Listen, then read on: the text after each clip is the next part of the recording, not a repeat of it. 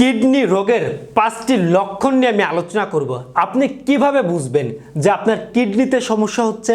আপনার দ্রুতই চিকিৎসা নেওয়া দরকার। কিডনি রোগ এমন একটা ঘাতক যা আমাদের অনেক বেশি সমস্যা না হলে আমরা সহজে বুঝতে পারি না। তাই সমস্যা দেখা দেওয়ার সাথে সাথেই অবশ্যই আপনাকে ডাক্তারের পরামর্শ নিতে হবে। নাম্বার 1, স্বাভাবিকের তুলনায় পেশাবের মধ্যে একটা পরিবর্তন আসবে। নাম্বার 2তে দেহের ভিতরে ফোলা ভাব, বিশেষ করে চোখের চারপাশ দিয়ে হাত পা একটু ফোলা ভাব দেখা দিতে পারে। নাম্বার 3তে ব্যাক পেইন বা পিছনের দুই পাশে বা এক পাশে ব্যথা করতে পারে। নাম্বার 4, ত্বকে চুলকানি বা র্যাশ দেখা দিতে পারে।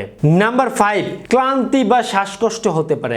আপনার দুর্বলতা মনে হতে পারে বা শ্বাসকষ্ট মনে হতে পারে।